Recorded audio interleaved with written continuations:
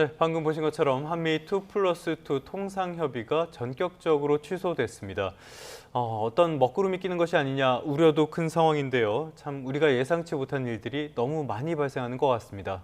네, 이런 가운데 김정관 장관과 여한구 본부장이 미국에서 러트니 장관과 후속 협상을 이어갔습니다. 주원 현대경제연구원 경제연구실장과 관세 협상을 중심으로 이야기 나눠보겠습니다. 어서 오십시오. 예, 시장님 어서 안녕하십니까. 오십시오. 어제 제가 방송을 하다가 이 속보를 접하고 나서 정말 깜짝 놀랐는데요. 이런 것들 과거의 사례 같은 것도 보신 적 있습니까? 저는 기억이 없고요. 예. 이게 공항에 있을 때 이제 통보를 받은 거고, 그나마 다행인 건 비행기 탔을 때 통보받았으면 갔다 다시 와야 되거든요. 그러니까요. 그러니까 예. 그건 다행이긴 한데 좀, 외교 과의 관행을 잘 모르겠지만, 예. 이거는 그냥 우리가 상식적으로 생각해봐도 상당히 좀 결례가 아닌가, 예, 그런 생각이 좀 강하게 듭니다. 네, 이게 의도적인 코리아 패싱이라는 지적도 나오는데 어떻게 보십니까? 그거는 이제 미국 사람들 이제 머릿속을 제가 들어가지 못해서 모르겠는데, 예. 정말 의도했다면, 예, 말씀하신 대로 이제 한국과는 별로 이제 한국에 얻을 게 없다, 그냥 하는 것 같고. 근데 설마 그러겠습니까? 그죠? 예, 우리 일개 공무원이 아니고, 네. 상당히 중요한 경제부처의 장관인데, 장관한테 그런 식으로 의도했다라고 보는 거는 좀 가능성이 아주 높진 않고, 뭔가 좀 급한 일이 있었던 걸로 좀 생각은 되긴 합니다. 아니면 뭔가 더 많은 것들을 얻어내기 위한 의도, 전략일 가능성은 어떻게 보세요? 그렇죠. 트럼프의 성격상 분명히 그럴 수는 있는데, 그게 예를 들어 우리 산업부 장관이나 그다음에 통상교섭본부장이 똑같은 일을 당했으면 그건 분명히 그런 건데, 기재부 장관이라면, 예. 또 하나의 가능성은 이제 지금 우리는 안보, 그다음에 국방비 여러 가지 이슈를 한꺼번에 해서 패키지를 추구했었는데, 트럼프 행정부는 따로따로 가자는 생각인 것 같아요. 예. 그래서 산업부 장관, 우리 통상교섭본부 장관과는 회담을 하되, 기재부나 이런 쪽은 나중에 하자, 이런 생각일 가능성이 있다는 그런 생각도 듭니다. 어떤 면에서 봤을 때는 우리가 협상의 우선순위에서 밀렸다 이런 부분은 좀 드러나지 않았나라는 생각도 드는데요. 지금 협상 상황을 보면은 잘 안 되고 있는 거 아니냐 이런 우려도 커지는 것 같아요. 실장님 보시기에는 지금 협상의 상황을 어떻게 분석하고 계십니까? 안 되고 있는 거는 분명한 것 같고요. 예, 예. 지금 특히 이제 일본과의 협상을 먼저 이제 던졌거든요. 예. 그러니까 트럼프 입장에서는 몇십 개국과 협상을 하지만 이게 그룹핑을 했을 거예요. 그죠? 동남아시아 국가 몇 개국, 그다음에 중국, 그다음에 유럽, 그리고 한국과 일본을 이제 한꺼번에 묶었을 텐데, 일본에 대한 협상 결과를 이제 먼저 터뜨렸고, 그리고 이제 한국과는 일주일밖에 안 남은 상황이고, 또 말씀하셨다시피 우리의 전략이 지금 차단됐거든요. 패키지들이라는 전략이 차단됐고, 네. 그리고 2+2 회담도 지금 취소가 됐고, 지금 우리 산업부 장관이나 통상교섭본부장이 또 따로따로 만나고 있고, 이런 과정을 볼 때는 아마 제 개인적인 생각이긴 합니다만 8월 1일 내 협상이 타결되기 좀 어렵지 않을까, 그렇게 생각이 됩니다. 지금 다른 국가들은 적게든 많게든 어찌됐건 이 상호 관세율 자체를 낮춰서 무역 합의 소식이 들려오고 있는데, 우리만 이렇게 계속 연기되다가 만약에 8월 1일 전까지 말씀하신 것처럼 합의를 하지 못한다면 25% 예고되어 있잖아요. 예. 이게 그대로 지금 강행될 가능성도 있다고 그렇죠. 보십니까? 트럼프가 이제 자기가 그렇게 공식적으로 얘기를 했으니까 강행될 수 있을 것 같고요. 다만 우리가 좀 그런 건 생각을 해볼 필요가 있을 것 같아요. 8월 1일부터 이제 관세는 기존에 예고된 대로 25%가 되겠지만, 그게 트럼프 임기 내 계속 갈 건가? 즉 8월 1일 이후에라도 우리가 미국과 어떤 협상을 통해서 낮출 수 있는 거거든요. 그죠? 한두 달 손해 보더라도. 네.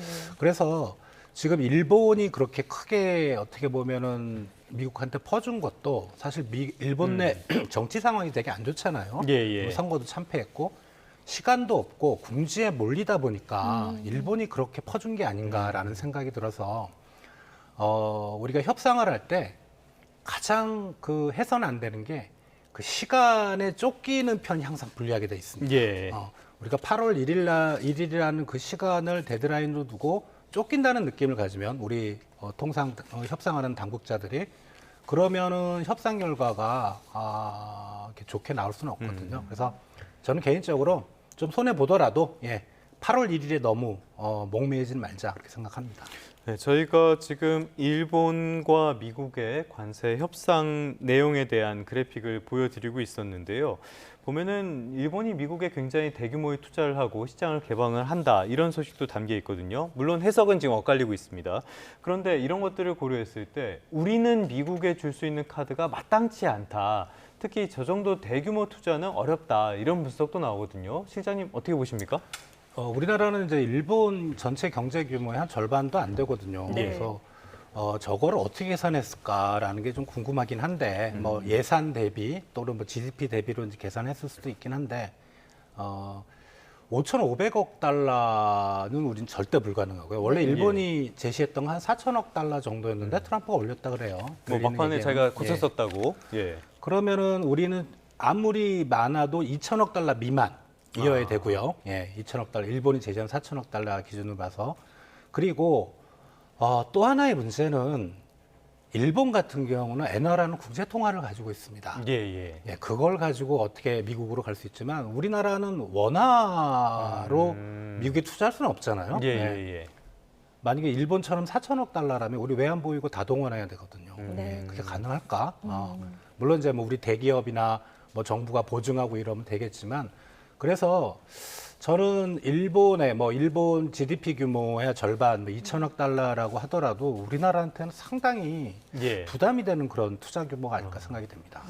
그러다 보니까 이게 우리 정부에서는 쌀이나 뭐 소고기 이런 것들은 어렵다라는 입장을 지금 가진 것 같은데 이거를 협상 테이블에 올려야 되는 거 아니냐라는 목소리도 나와요. 가능하겠습니까?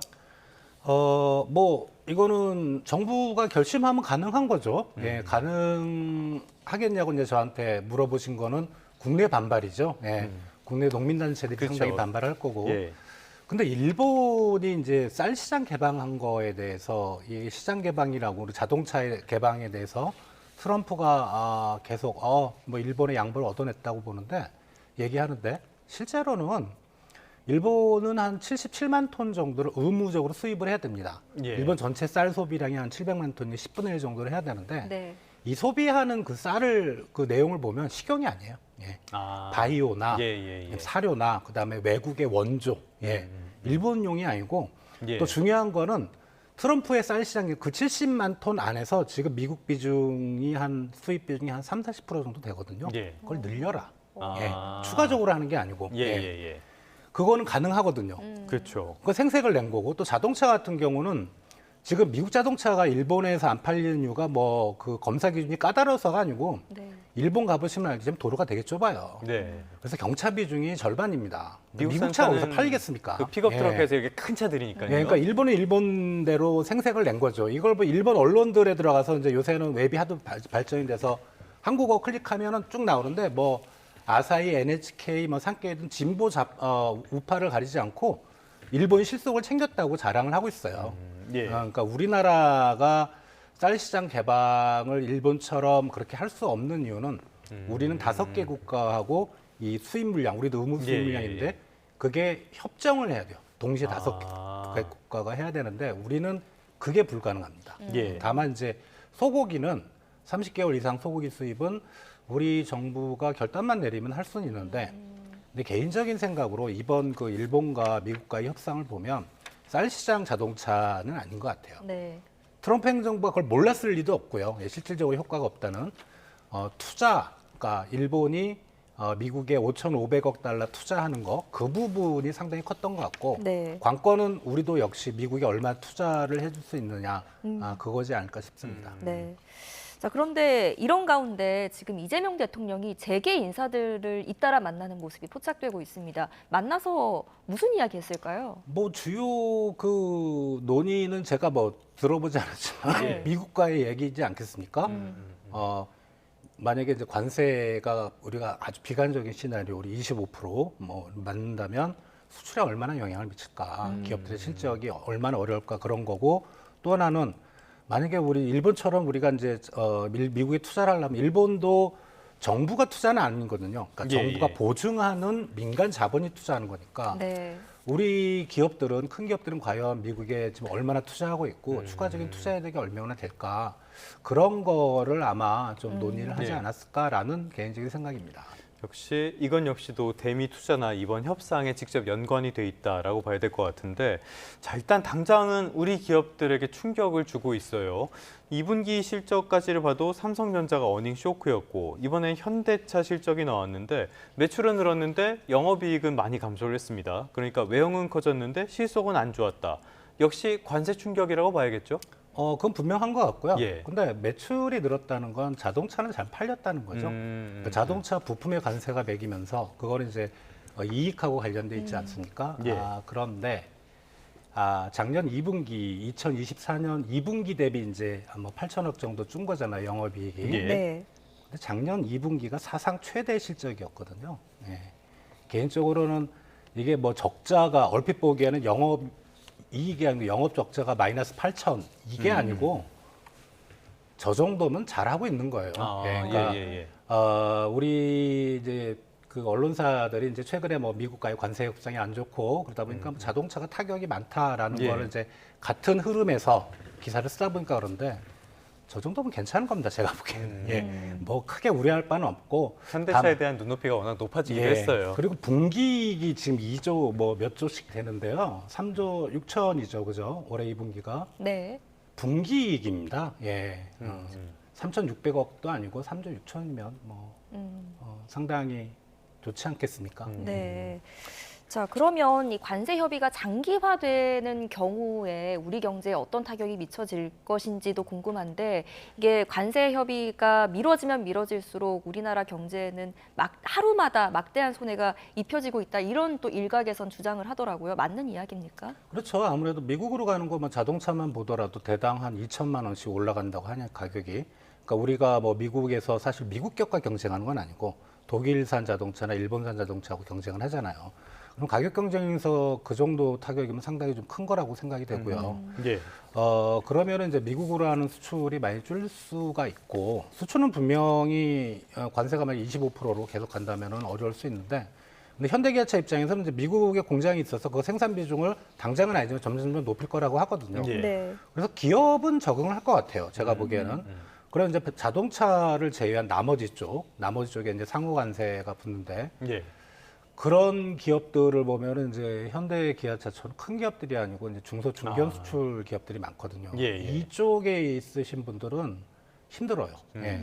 이쪽은 뭐 현대 기아는 아시다시피 뭐 영업이익이 뭐 엄청나잖아요. 예, 근데 예. 그걸로 어떻게 버틸 수도 있는데 이쪽에 있으신 분들은 그게 어렵기 때문에 우리 중소 중견 기업들은 상당히 타격이 될 걸로 생각이 됩니다.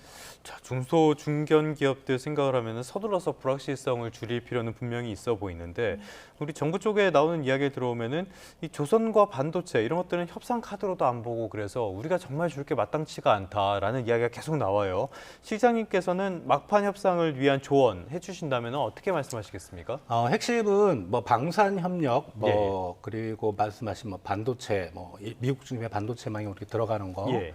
그리고 뭐 쌀 시장, 소고기 시장 개방, 이거는 별로 중요하지 않은 것 같아요. 지금 딱 나온 거 봐서는 돈을 얼마나 줄 수 있느냐. 그러니까 우리가 할 수 있는 최선의 금액을 제시를 하고요. 예, 안 예. 줄 수는 없을 것 같아요.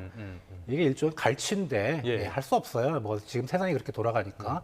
만약에 그거를 미국이 못 받아들이면 저는 그냥 25% 맞고 그냥 가는 거예요. 예. 그리고 그게 최종 관세율은 아니거든요. 예, 예. 트럼프 임기 내에 그거 찬찬히 해결할 수 있으면 오히려 아, 왜냐하면 지금 아까 또 말씀드렸다시피 시간이 자기 편이 아닌, 그러니까 시간이 촉박하고 뭔가 다급한 모습을 보이잖아요. 그럼 그쪽은 항상 협상에서 지게 돼 있습니다. 우리가 8월 1일로 너무 못 박치를 말자. 물론 이게 또 제가 정치를 모르지만 그럼 이제 국내 여론이 또 나빠지겠죠. 예, 예. 나빠지지만 그것도 정부가 감당해야 될 몫입니다. 정말 우리 한국 경제의 이익이 단기적인 그런 어떤 국내 여론에 맞춰서 빨리 예. 해야 된다. 이게 중요하냐? 좀 멀리 보는 게 중요하느냐? 그거를 가지고 좀 뭐 제가 만약 그 자리에서 상당히 좀 어려울 겁니다. 어렵긴 하지만 그거를 좀 생각을 해서 너무 조급해하지는 말자. 예. 그런 생각입니다.